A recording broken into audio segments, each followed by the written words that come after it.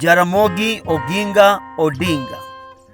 Jaramogi Ajuma Oginga Odinga, October 1911 to 20th January 1994, was a Kenyan politician who became a prominent figure in Kenya's struggle for independence. He served as Kenya's first vice president and thereafter as opposition leader.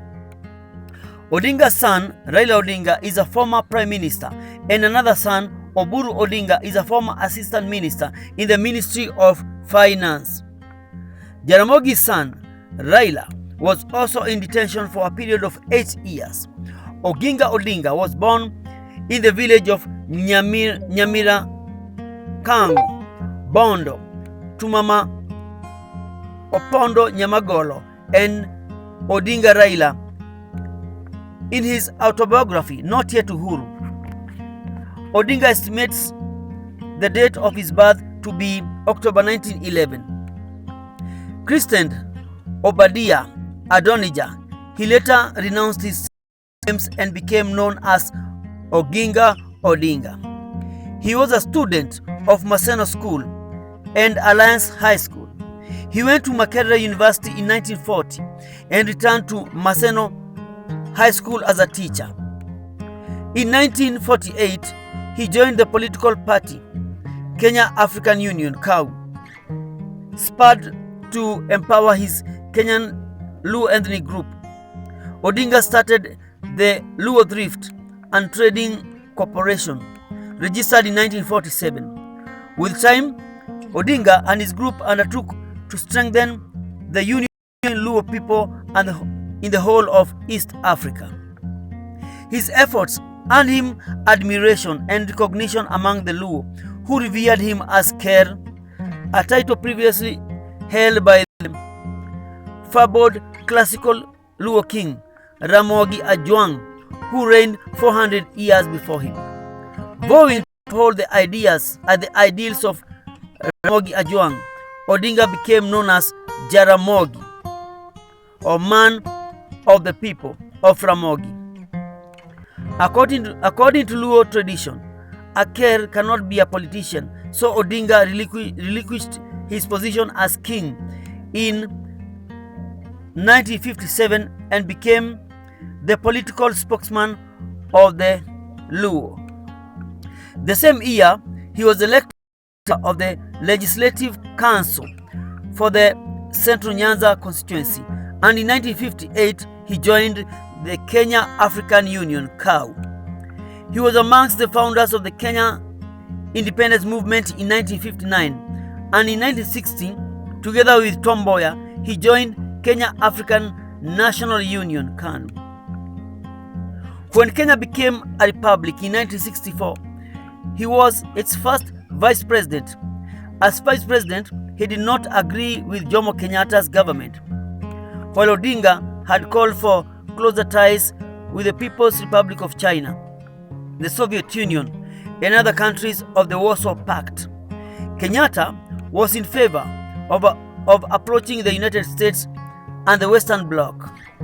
This led to Odinga resigning from his post and quitting KANU in 1966 to form the Kenya People's Union (KPU). The friction between Odinga and Kenyatta continued, and in 1969, Odinga was arrested after the two verbally abused each other publicly at a chaotic function in Kisumu, and where at least 11 people were killed and dozens were injured in riots. That was when Jomo, as the president of Kenya, was to open new Nyanza General Hospital, in brackets Russia Hospital, in October 1969, which was seen as Odinga's project due to his Russian connection. Due to the incident, KPU was banned, making Kenya a de facto party state under KANU. He was detained along with other KPU members for 18 months until the government made decisions to free him on 27 March 1971. He consigned to political limbo until after Kenyatta's death in August 1978. In the Uganda-Tanzania War, 1978 to to 1979, Odinga reportedly supported anti-Idi Amin rebels, sheltering a number of them at his farm in Bondo district during the preparation phase of the Battle of Tororo.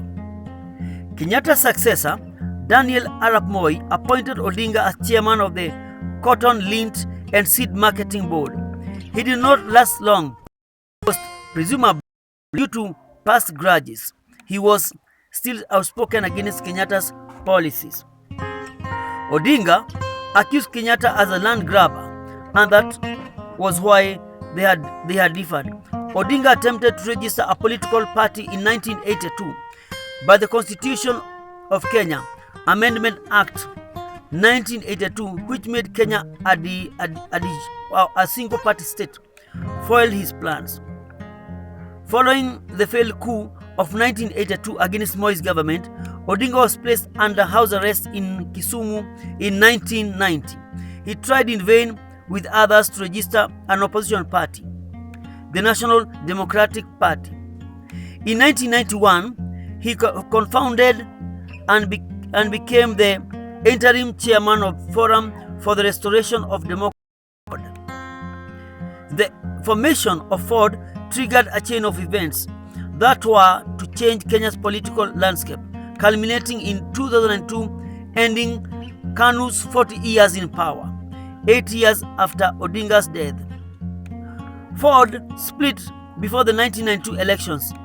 Odinga himself vied for the presidency of FORD Kenya ticket, but finished fourth with a share of 17.5% votes. However, he regained the Bondo constituency seat after being forced out of parliament.